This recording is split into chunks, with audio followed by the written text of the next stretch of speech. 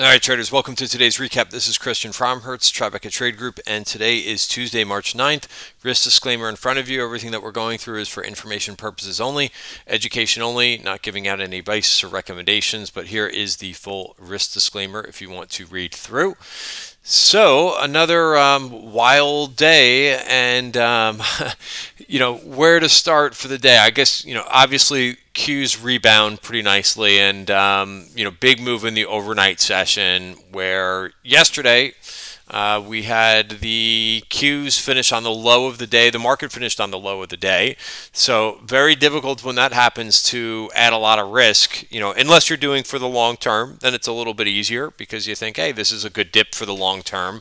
But a lot of traders, when we close on the lows, sometimes we are looking for a continuation that side, and we get a complete flip around of what we saw yesterday. And the Qs did do better than what they decreased yesterday, so they finished up 3.9%.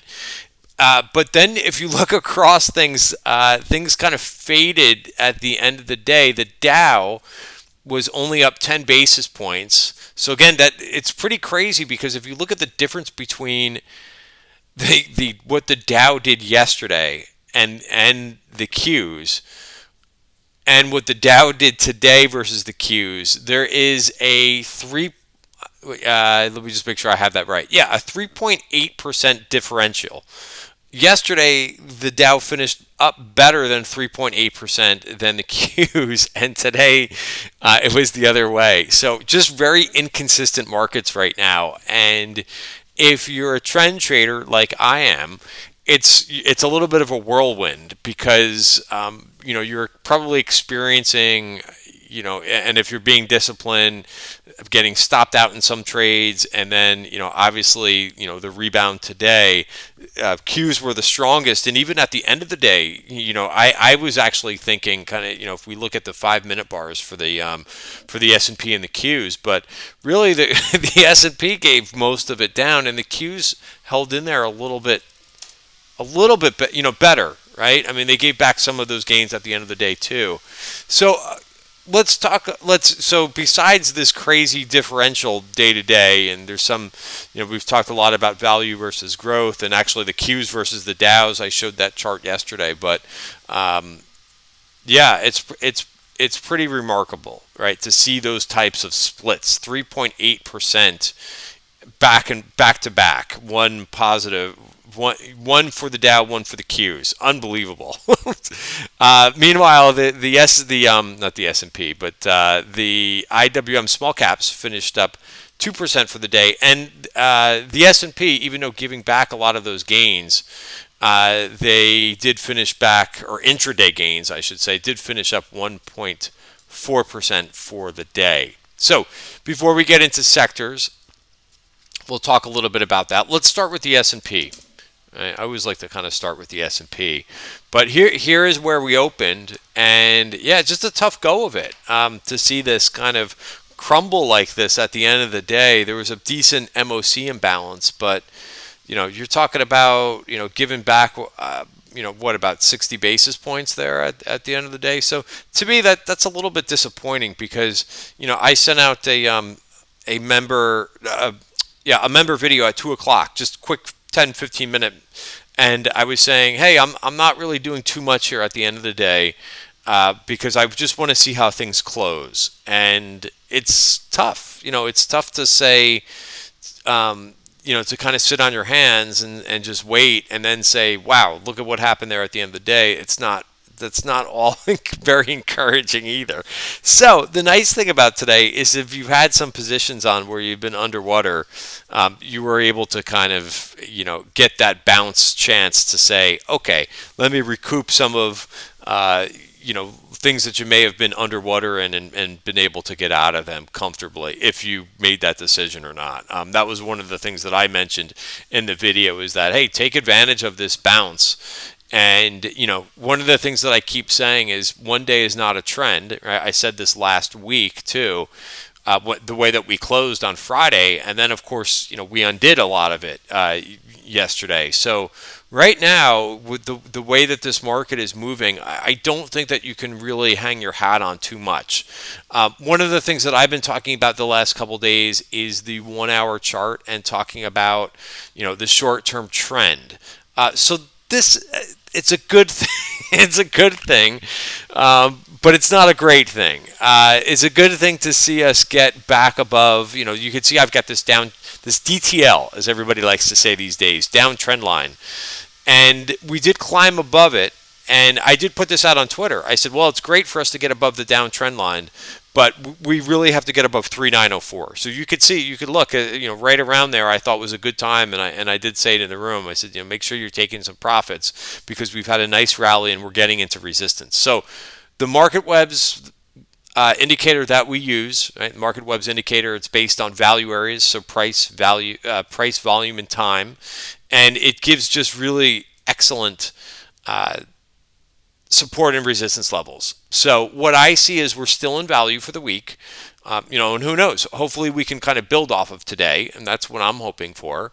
Of course, you could go with the expression "Rome wasn't built in a day." So it's a starting point, and we did break above the downtrend line, and then we'll see if we can get above 3904, and possibly it won't be long if that happens if we can break out to new highs. So. And what I don't want to see is us break back below this downtrend line, and that would just mean that today was a bounce and not much there afterwards.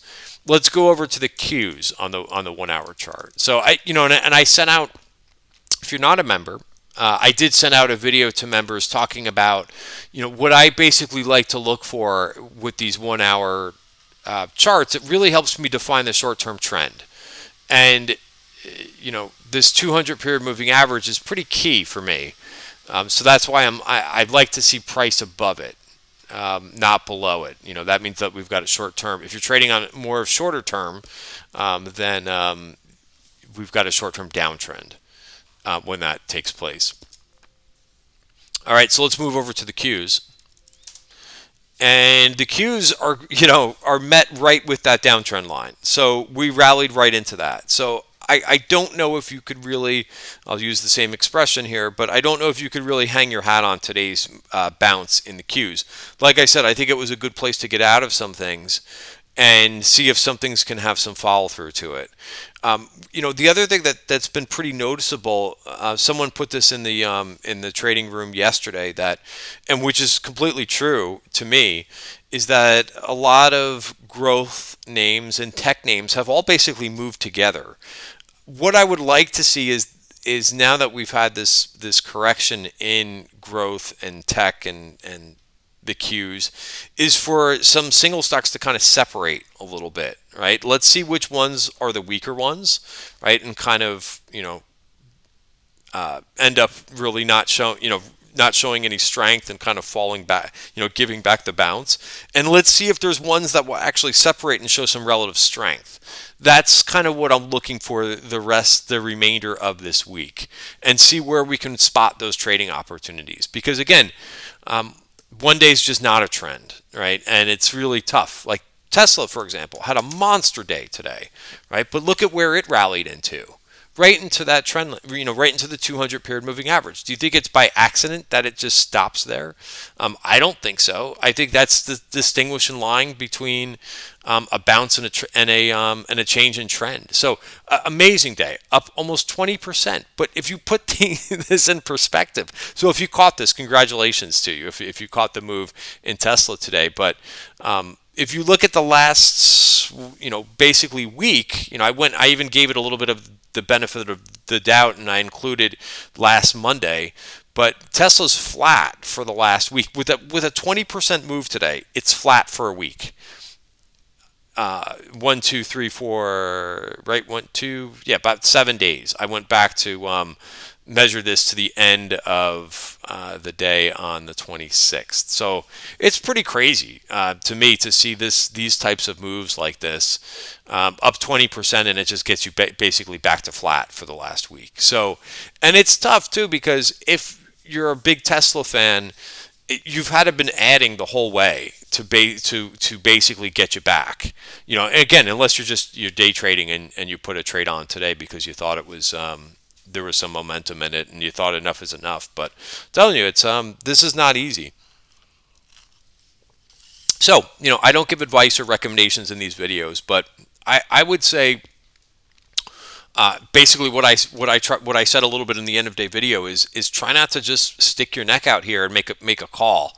I think that if you can scalp a little bit, take some targets, possibly leave the last piece of a trade on, then I think right now, until we have a firmer direction, I think that's the way to go. And taking some small shots on something, and not being super greedy. Right, unless you get a runner like you had in Tesla, and you know where your resistance is, which again was basically right there. So if we didn't look at the cues on the daily, I looked at the cues on the 1 hour, and again, basically 315 is a level that we want to see.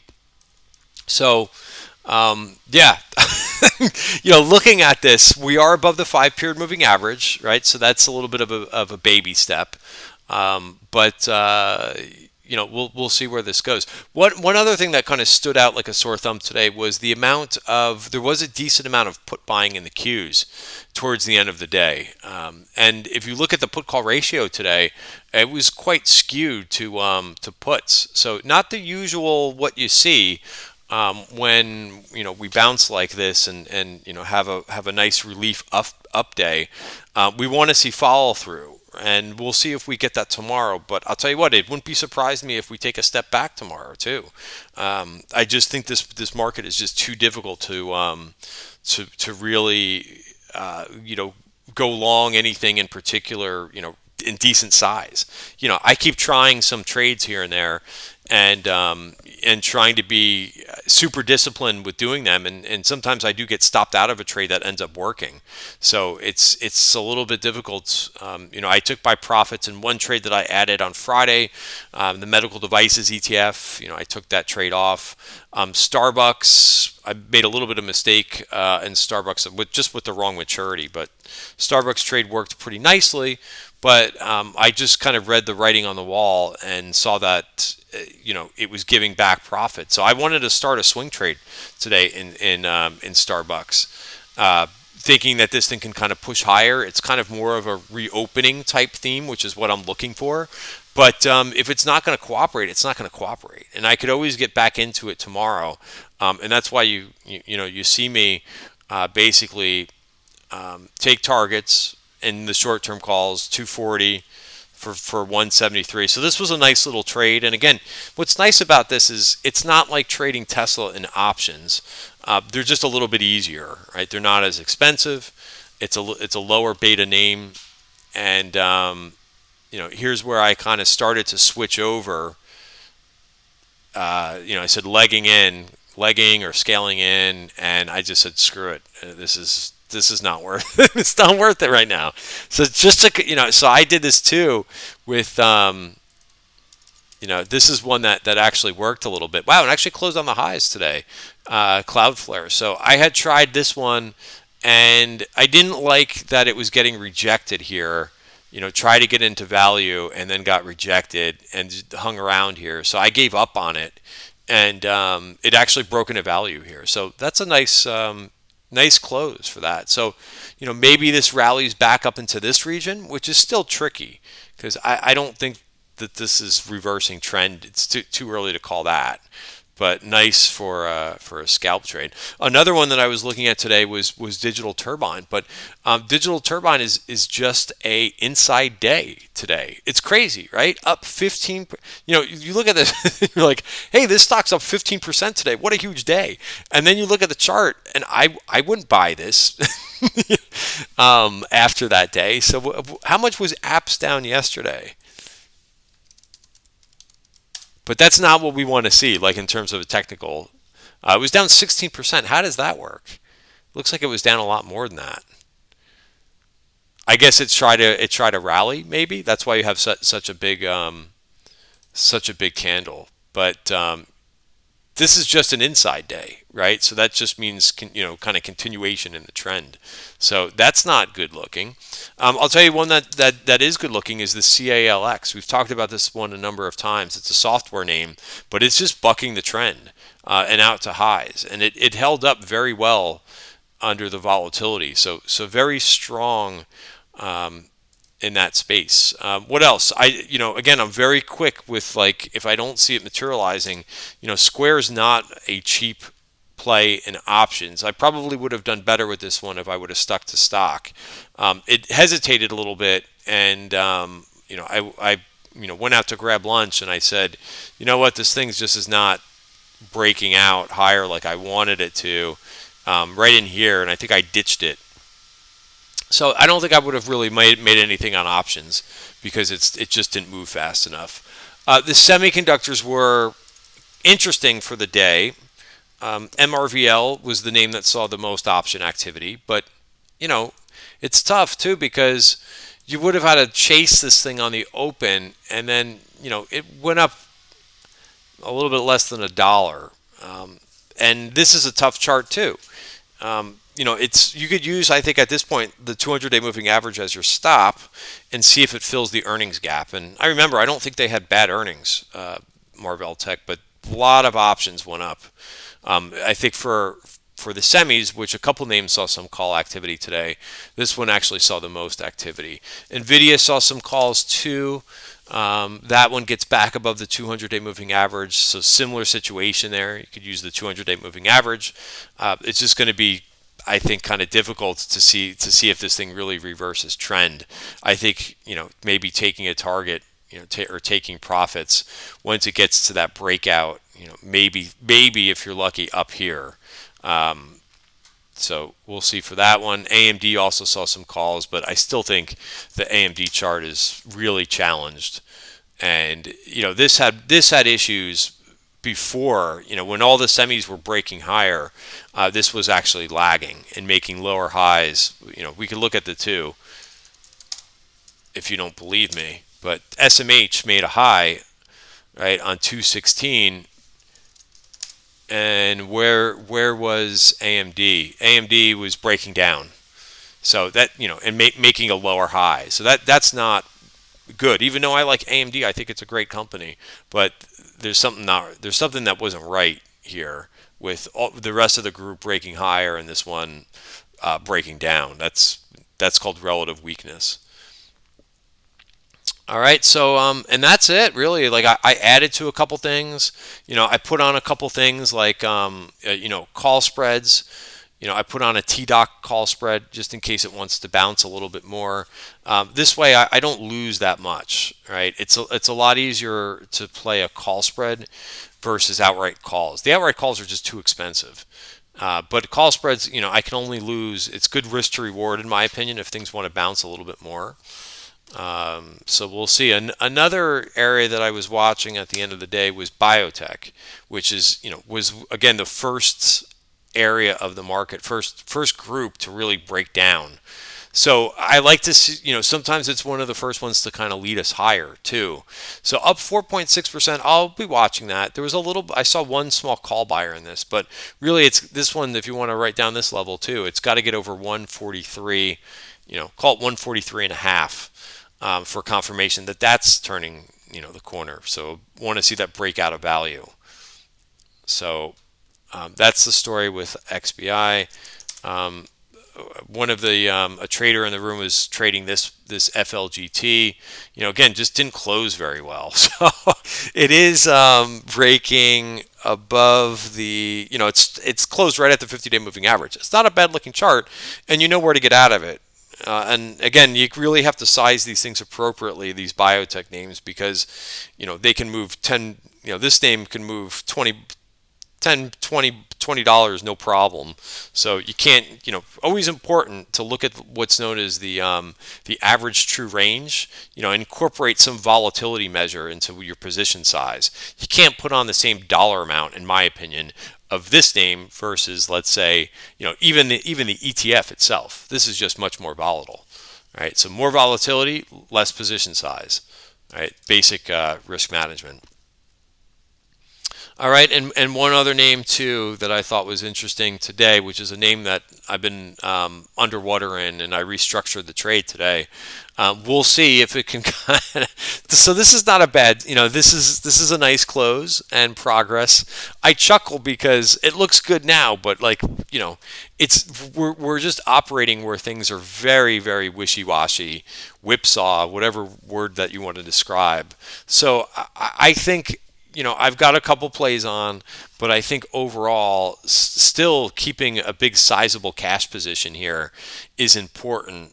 Rather not versus getting really, whipped around in this market and losing confidence. In this type of market too, I haven't really talked about too much, and I'll only go here another minute in this video. But really trying to keep your confidence intact is important when we have these types of moves. Whether it's just straight down moves or choppy moves, those types of whipsaw moves, which I explained with the Dow and the Qs. Really what you want to do through this stuff where, we're not trending and it's not very good for trend traders like myself, is that you really want to just try to keep your confidence intact and be ready when you're starting to see things materialize a little bit better, where you don't see some of the gains given back at the end of the day. Or what I would have liked to see today too is just a little bit more consistency, where it's okay, like be fine if it was the Qs or if it was IWM to outperform, but not something by like 3.8%. That to me is just is too all over the place to see that type of separation between the Dow and the Qs 2 days in a row. So, you know, if it sounds like I'm complaining a little bit too much, then if you complain, right, and if you don't like something, then what do? Well, you try to sit on your hands a little bit more until you do like what you're seeing. So anyway, that's it. Again, overall, real nice bounce for the Qs. Let's see if we can get some follow through. Where I don't want to see tomorrow that the Dow is that there's a difference between the Dow and the Qs by 3.8% or whatever. So we'll see how it goes. It's only Wednesday tomorrow, so plenty of trading to go for the rest of the week. Have a great night, everybody. See you tomorrow.